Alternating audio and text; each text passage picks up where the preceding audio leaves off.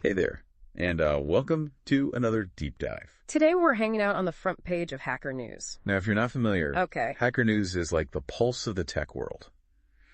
A constant stream of articles, discussions, and inside jokes for the engineers, developers, and entrepreneurs, building our digital future. Yeah. We're taking a snapshot of that world. Specifically, October 11th, 2024, to see what's capturing the attention of the minds behind the code. It's a fascinating lens because what bubbles to the top of Hacker News isn't just about the latest shiny object. It's about what really resonates with this community. Elegant solutions, unexpected challenges, and the age-old coke of whether a new technology is truly groundbreaking or just hype. Okay, so let's unpack this. Scrolling through the headlines, a few things jumped out at me. First off, Tesla's at it again with the Robotaxi. They're making some bold claims, but the comments section on this announcement is, well... Let's just say the Hacker News crowd isn't exactly rushing to ditch their steering wheels just yet. There's a deep well of technical knowledge on Hacker News. And they're quick to poke holes in anything that feels like smoke and mirrors. With Tesla's history of ambitious timelines, people are looking for the nitty-gritty details, the hard evidence that backs up the claims. It's that classic tension, the hype versus the reality. And speaking of hype, we can't ignore the article about plummeting GPU rental prices. Sure. Apparently, those high-powered H100 GPUs that were all the rage for AI development are now going for a fraction of the cost. Right. That's going to have some implications for the AI landscape, right? Absolutely. It suggests the part of cooling down of the AI investment bubble, at least when it comes to boot computing power. But more interestingly, it hints at a potential shift in the power dynamics of AI development. Here's where it gets really interesting. Cheaper processing power could be a game changer for smaller players. Startups and researchers who don't have the deep pockets of a Google or OpenAI. Could this lead to a more diverse and innovative AI ecosystem? That's the million-dollar question. And speaking of diversity, there's an intriguing story about a new language model specifically designed for the Greek language. It's called Meltemi. And while it might seem niche at first glance, it highlights a critical trend we're seeing on Hacker News, a persistent belief in the power of open source and community-driven development. I'm drawn to that. The idea that even amidst all the big tech buzz, there's this persistent drive to make technology more accessible, more inclusive. It's a nice counterpoint to the whole AI is only for the giants narrative. It speaks to a desire for customization, for control, and it's not just limited to AI. We see it in the discussions about open source alternatives to WordPress. The ongoing development of projects like Scuda, a minimalist operating system for developers. There's a clear desire for tools that can be molded to specific needs, not just consumed as is. And it's not just about building the new. It's also about understanding and appreciating the old. Yeah. Case in point, the article about running WolfSSL on Windows 2000. It feels like a blast from the past. And yet it's sparking genuine interest on Hacker News. What's fascinating here is how nostalgia intertwines with practical curiosity within this community. They're not just reminiscing about the good old days of dial-up modems. They're dissecting the elegance of older systems, of the constraints that often bred ingenuity. So it's more than just sentimentality. It's about understanding the foundations upon which everything we use today was built. It's like learning Latin.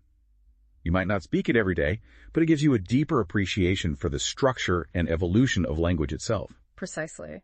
And sometimes revisiting those foundational technologies can spark unexpected insights or solutions that are relevant even today. And that same spirit of exploration is alive and well in the world of gaming. The Hacker News thread about hacking the Nintendo 3DS is a perfect example. This isn't just about playing old games, it's about pushing the boundaries of what's possible, even with technology that's considered outdated. It's like a digital archaeology dig, unearthing potential that's often overlooked. But let's pivot for a second because nestled among these technical deep dives, we also see glimpses of how technology intersects with the very human aspects of work and life. The article about day rates sparked quite the conversation, didn't it? It's a topic that's always relevant. Yeah. But it feels particularly resonant in today's rapidly changing job market, the rise of remote work, the gig economy, the constant evolution of tech skills. It's all contributing to a reevaluation of how we value and compensate expertise. It's a reminder that behind all the lines of code, there are real people navigating these complex questions of worth and compensation. And speaking of broader societal impacts, do you see the article about the discovery of Roman mosaics? It feels like a bit of a departure from our usual tech fare. but it's captivating nonetheless. It's a beautiful illustration of how technology can be a bridge between the past and the present. The article details how advanced imaging techniques are being used to uncover and preserve these ancient artworks, revealing details that were previously invisible to the naked eye. It makes you think about the stories these mosaics could tell, the glimpses into history they offer. And it connects back to that theme of nostalgia we touched upon earlier, Right. But with a twist. It's not just about yearning for a simpler time, it's about using technology to deepen our understanding of the past and preserve it for future generations. Absolutely. And sometimes that exploration of the past can have profound implications for the present. The article about Nihon Hidenkyo, the Organization of Atomic Bombing Survivors, awarded the Nobel Peace Prize, is a stark reminder of that. It's a poignant juxtaposition, seeing this news alongside discussions about the latest AI breakthroughs or open source projects. It's a stark reminder of the duality of technological advancement, its potential for both creation and destruction. And the responsibility that comes with wielding such powerful tools. It's a theme that runs through many of the discussions on Hacker News, even if it's not always explicitly stated. There's an awareness that technology doesn't exist in a vacuum, that it shapes and is shaped by the world around us. Which brings us to a story that might seem a bit obscure at first glance. But I think it speaks volumes about the intellectual curiosity that permeates Hacker News.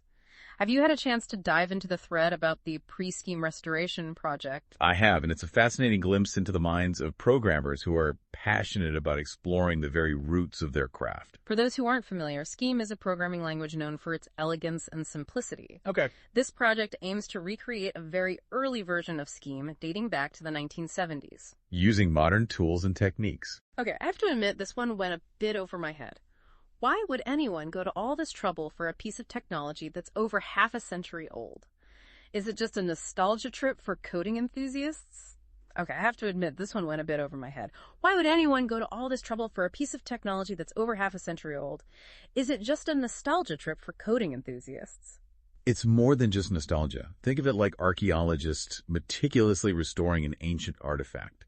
It's not about practical use. It's about understanding the craftsmanship, the ingenuity, the thought processes of the people who came before us.